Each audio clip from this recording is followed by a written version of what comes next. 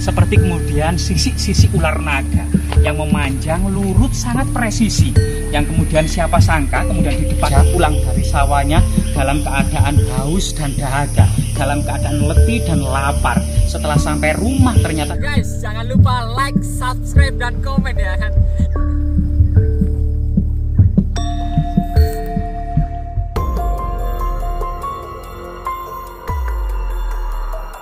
Pemirsa, kali ini kita terus menelusuri jejak-jejak legenda ya, termasuk cerita-cerita mistis, pengalaman-pengalaman yang ada di tengah-tengah masyarakat kita, termasuk kemudian sejarah secara empirik dan rasional, baik itu pendekatan historis maupun pendekatan artefaktual.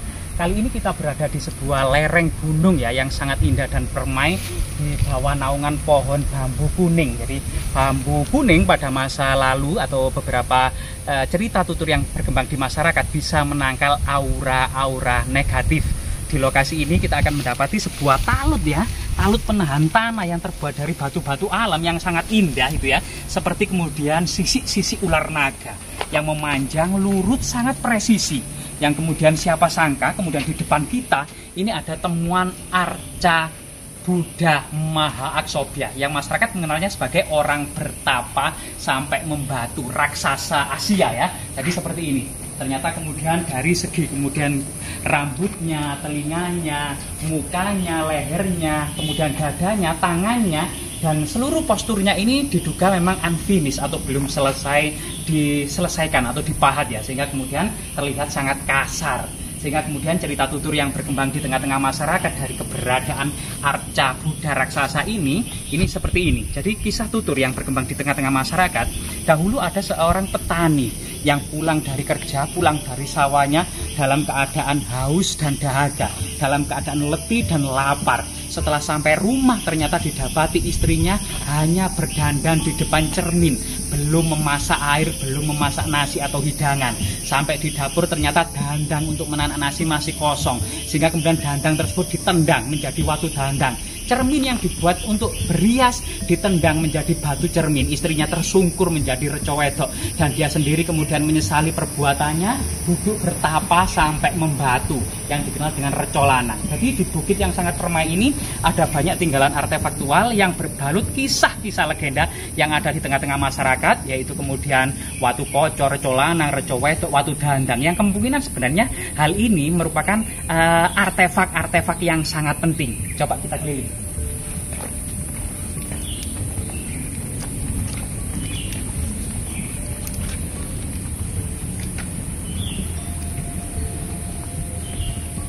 Jadi bukit yang sangat permai ini dikenal dengan Bukit Budak. Literatur-literatur pada masa kolonial pernah ditemukan 13 lempengan tembaga prasasti Kudadu tahun 1294 yang bercerita tentang keruntuhan Singosari tahun 1292 serta awal berdirinya Kerajaan Majapahit. Ada 12 kesatria Singosari yang terlunta-lunta dalam kejaran pasukan Jayakatwang, kemudian dilindungi oleh Lurah Kudadu, disembunyikan oleh Lurah Kudadu, dijamu oleh Lurah Kudadu dengan kemudian degan yang berisi nasi putih. Di situ kemudian terkenang oleh Diyawijaya dan teman-temannya, sehingga kemudian setelah Majapahit berdiri, Diyawijaya kemudian dinobatkan menjadi Raja Majapahit pertama bergelar Kertarajasa Jayawardhana. Maka jasa-jasa Lurah Kudadu tidak hilang dari ingatan. Hal yang pertama dilakukan adalah membebaskan seluruh warga desa Kudadu dari segala pajak dan pungutan karena telah berjasa melindungi raja pada masa lalu. Sehingga kemudian inilah salah satu kemudian kontribusi rakyat terhadap rajanya, dan bagaimana kemudian raja berjasa dan berhutang budi kepada rakyatnya tidak terlupakan. Dan suasana memang kondisinya sangat indah sekali gitu ya. Selain kemudian secara artefaktual, ekofak dan fitur, jika kita lihat gitu ya, kepalanya dengan kemudian rambutnya yang digelung di atas, mukanya yang teduh menunduk ke bawah, telinganya yang lebar, dadanya yang berwibawa, tangannya ini ternyata menunjuk bumi. Ini kemudian karena ini peninggalan Kerajaan Majapahit yang seluruh landasan kehidupannya pada waktu itu berlandaskan pada agama Hindu dan Buddha. Bagaimanapun juga ketika kita menginterpretasi arca ini, coba kita kemudian bersandarkan pada tradisi kuno Hindu Buddha pada waktu itu, di mana dalam cerita tradisi arca seperti ini disebut Maha Aksobya. atau kemudian tangannya adalah mudranya Bumi Sparsa Mudra yang merupakan salah satu dani Buddha. Dalam ceritanya tradisi Buddha dikatakan ketika Pangeran Siddhartha Gautama bertapa di bawah pohon Bodhi hendak mencapai pencerahan, maka setan marah menggoda dan mengatakan, kenapa kamu bertapa di sini susah payah? Pulanglah ke istanamu untuk bersenang-senang. Dan apa yang menjadi sebab kamu mendapatkan pencerahan? Maka Sang Buddha mengatakan, aku telah menginfakkan, menafkahkan seluruh hartaku serta berbuat kebajikan selama hidupku. Kemudian setan marah mengatakan, siapa yang menjadi saksi akan hal itu? Maka Sang Buddha menunjuk bumi, terjadi lindu sebanyak 7 kali, keluar Dewi Bumi dalam wanita yang sangat cantik dan mengatakan benar yang dikatakan oleh Pangeran Siddhartha. Kemudian setan marah pun merat, dan disitulah kemudian Sang Buddha mendapatkan pencerahan atau wahyu atau bodhi yang dikenal dalam tradisi. Sehingga kemudian keberadaan arca Buddha di atas gunung ini diduga merupakan semacam simbol untuk kemudian menghalau segala nafsu duniawi, termasuk sebala angkara murka yang bersarang di dalam dada, termasuk setan-setan yang ada di dalam hati ini supaya bersih.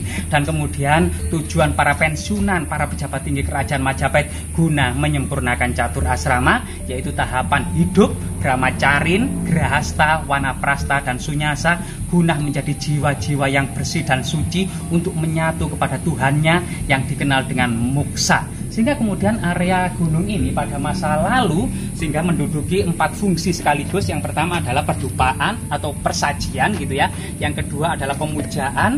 Yang ketiga adalah pertapaan, di mana para resi dan para pertapa ini memahat arca-arca dan kemudian sebagai bengkel arca pada waktu itu. Dan yang keempat adalah asrama Kadewa Guruan. Pada masa lalu diduga ada semacam jalan suci dari Trowulan, ibu kota kerajaan Majapahit, di lereng-lereng gunung Welirang, Arjuna, Penanggungan, dan Anjasmara sebagai Tirta Yatra, yaitu pejalan suci mencari kebenaran, sebagai Dharma Yatra, pejalan suci dalam menggapai Dharma, serta kemudian tujuan obsesi orang-orang tua dalam menggapai kemuksaan. Semoga kemudian situs yang sangat bersejarah ini terus memberikan inspirasi, motivasi, serta kemudian jati diri kepada generasi muda bangsa kita, bahwasanya leluhur kita memiliki sejarah yang besar.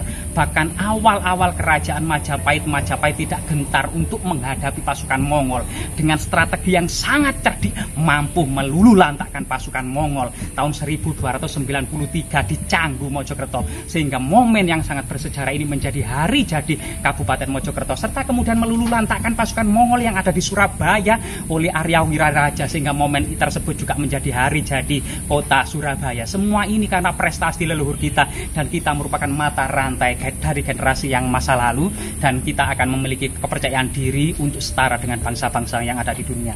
Semoga kemudian situs Reco Lanang ini terus bermanfaat.